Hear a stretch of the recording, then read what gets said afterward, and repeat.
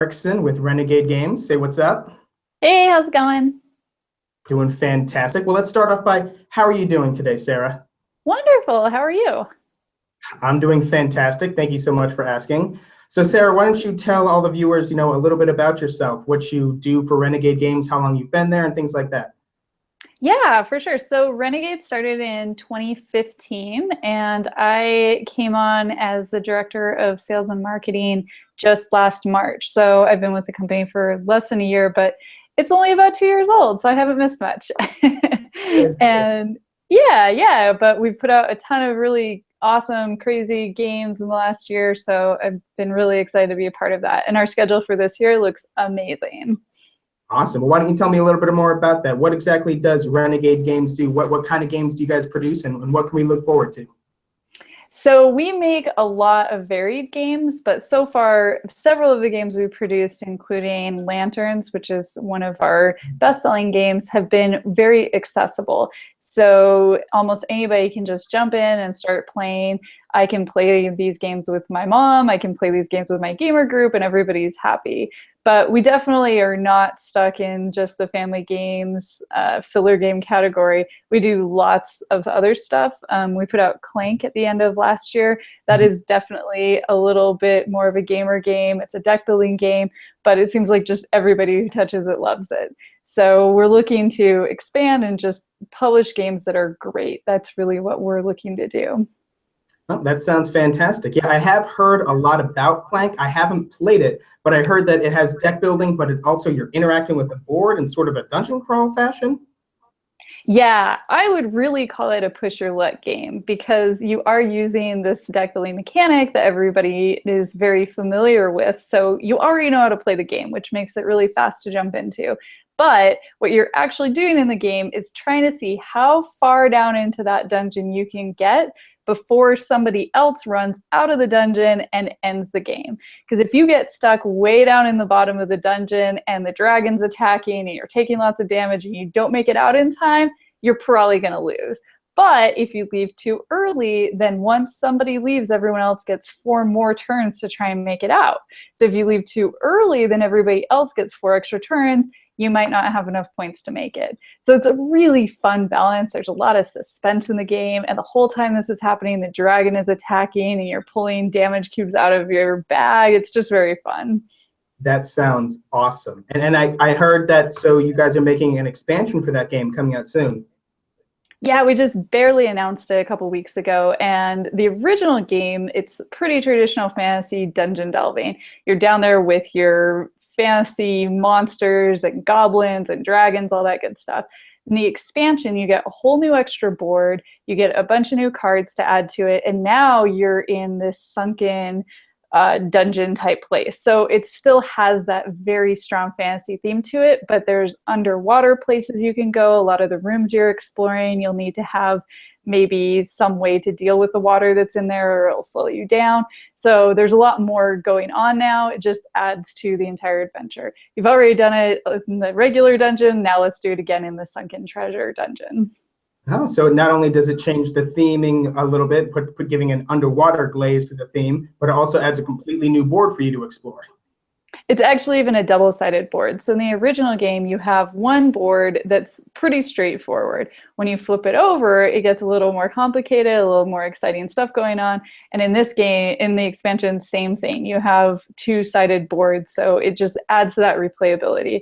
Everybody's always talking about this game is super replayable, whatever. But this game is a game I want to play over and over again. And I see that, especially in my own gaming group. They just went nuts for this game. As soon as I brought it home, they just played it all the time. And the expansion is going to just make that even more enjoyable.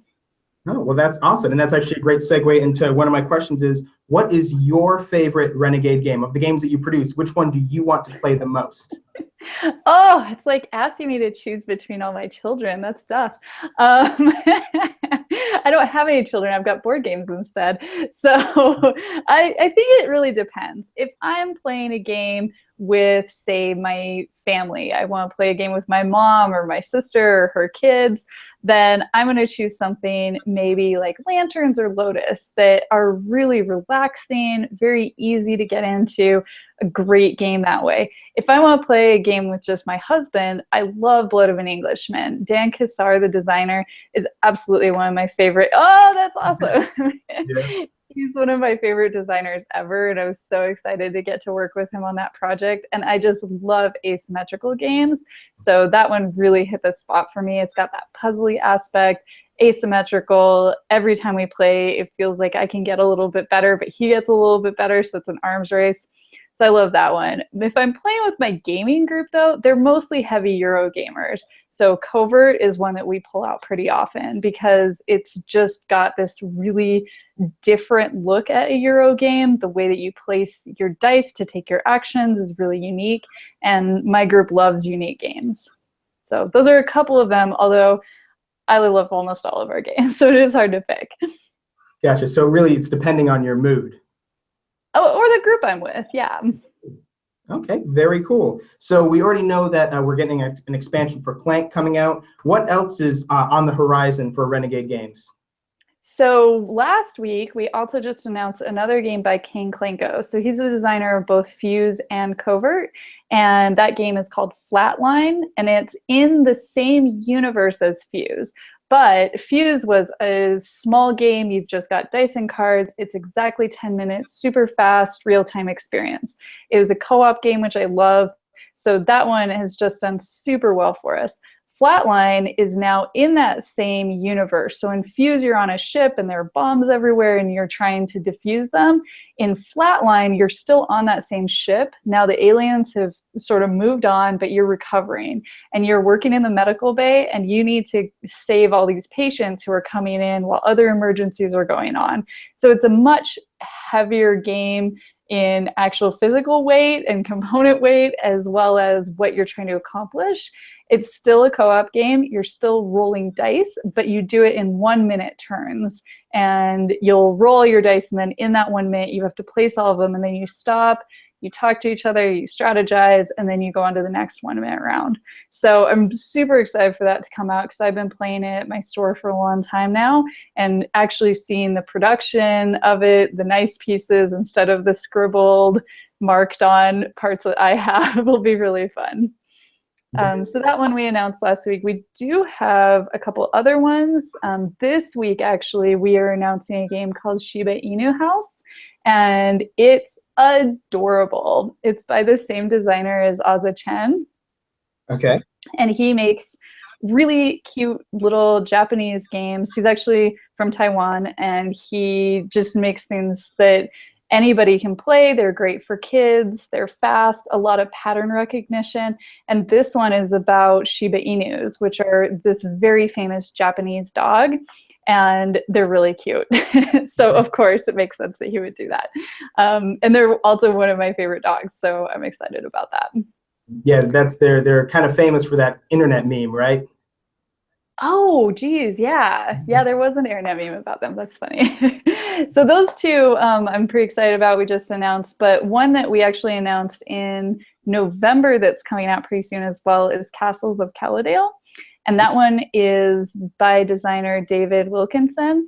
And this is his first game, which is pretty fun. And it is about tile laying. The idea is you're in this magical kingdom and there's been a magical accident with a nice story that they'll get to read at the beginning of the game. And all of the castles from all the different types of creatures living in this kingdom have all been turned into rubble. And you're using the pieces of those castles to rebuild now. So you're going to be putting them together with some of the wizard's castle, maybe some of the fairies' big tree castle, and all these different parts. And every turn you're just taking one tile, putting it into your castle, and that's all you do. Very simple. But the fun thing that's different than any other tile laying game I've ever played is that when you place the tile, it's not stuck there. You can rearrange all of the tiles you have picked the entire game anytime you want to. And so if you find that perfect piece that would have fit perfectly at the very bottom of your castle, totally fine. Throw it in there, mix up everything else, you're good to go. Wow, that is very different. It seems like it's much more strategic than just like the luck of the draw, like Carcassonne would be. Exactly. Yeah. I love those types of games. I don't think there's anything wrong with them because they force you into a corner and make you make hard decisions. But this one just is so gratifying because at the end of the game, you get to have it exactly how you want. And I think that's just awesome. Oh, that does sound super fantastic. So it sounds like you guys have a lot of awesome stuff coming. Oh yeah, there's so many more games we're not quite ready to announce yet that I would love to talk about with you later when we get a little further down the road. We'll have to do this again, but those ones are coming up pretty quickly. There's one other game that we did announce in November that is coming out soon. It's called Honshu, and it's actually a game we picked up at Essen. It's by a Finnish company, and they produced it. They put it out in Essen, and I got a copy for my own personal self because I heard about it and it sounded great, and I could not stop playing it. I played it the entire time I was on vacation after Essen. My husband and I played it on the train while we were traveling around, and it's wonderful because it's very simple rules again, but lots of good deep decisions. And the more I play it, the more I like it. So I think that one fits in our catalog really nicely next to Lotus and next to Lanterns, these other simple games that have a lot of depth. Okay, that sounds really cool. And when will that one be available? March. March. Okay, so not that long.